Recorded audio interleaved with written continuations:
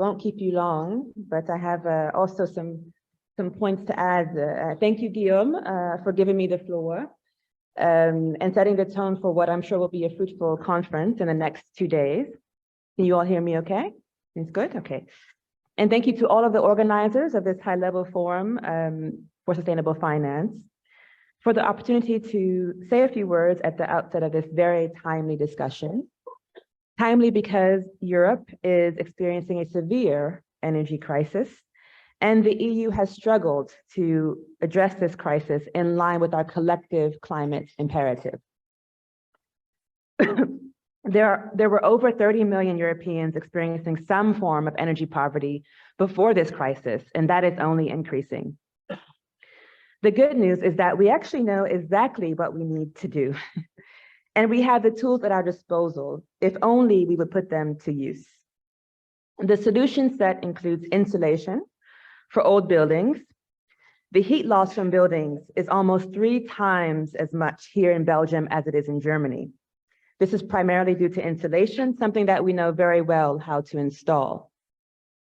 The solution set also includes renewable energy that relies on local resources available, resources that cannot be stolen, that are not subject to market speculation in faraway places, and that are controlled in the community, not controlled outside of the community far away. This renewable energy includes in-stream hydro, ground source heat pumps, and solar PV coupled with storage. The solution set also, of course, includes mass electrified transportation at affordable prices.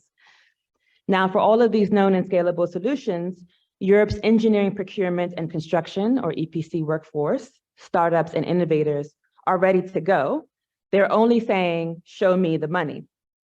So let's point to where the money is and how to get it off of the sidelines and into action. After all, that is our job as sustainable finance practitioners. So here's the money situation.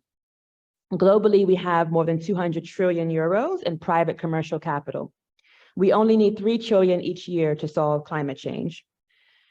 These trillions, as Guillaume mentioned earlier, include our money, the people's money, and I'm not referring to public budget from taxes, I'm referring to retail investors. Retail investors have been quite overlooked by the EU sustainable finance agenda, yet we know that real people living in real places, consuming real things, and working on real projects are the backbone to create the real green economy. And the capital is there. The latest Better Finance report shows that total retail assets under management in the EU was over 24 trillion.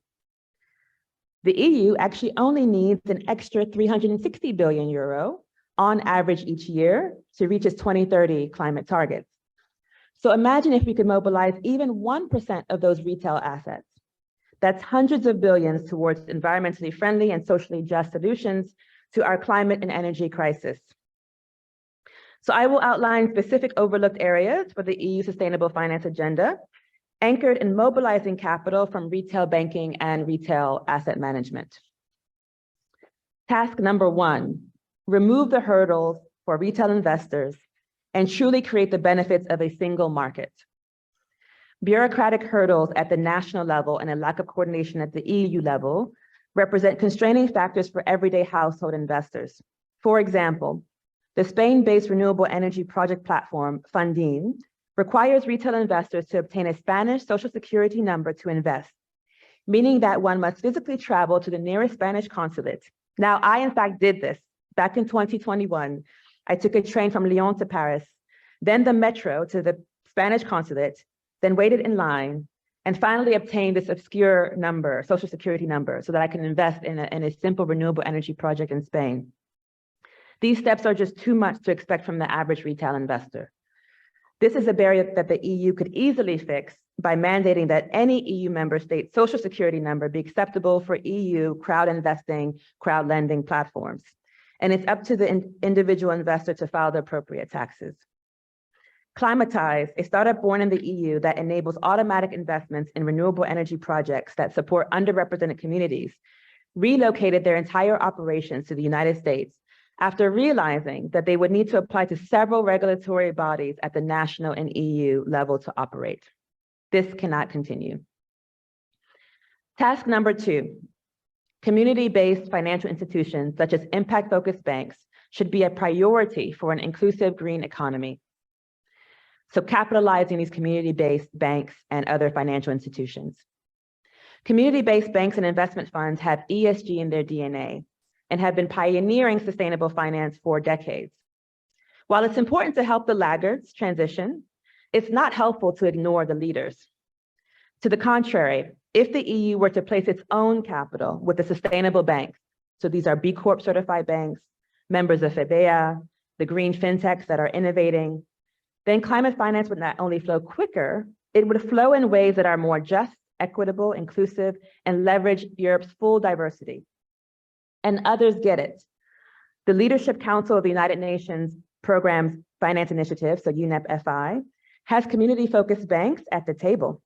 These same banks, however, do not have representation in the equivalent sustainable finance committees within the EU.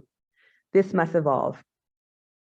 Many global banks do not serve much of the real economy and pay more attention to their investment banking services and derivative departments.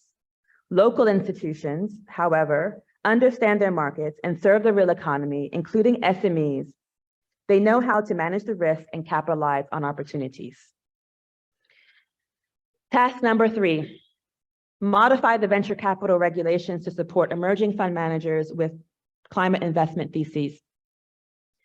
The current UVECA regulation is prohibitive for emerging and first-time climate fund managers, all fund managers, but climate fund managers in particular, given the requirement to always have 50K euro untouched sitting in a bank account.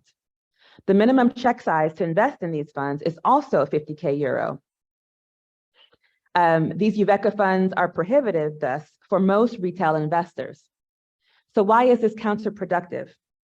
Venture investments have outperformed the public markets and have been the source of capital for the high-value companies on the listed exchanges today. The current regulation ensures that communities and fund managers that have been historically excluded from building wealth remain excluded. This needs to change, especially for funds that are sustainability focused. So those Article 9 and Article 8 funds.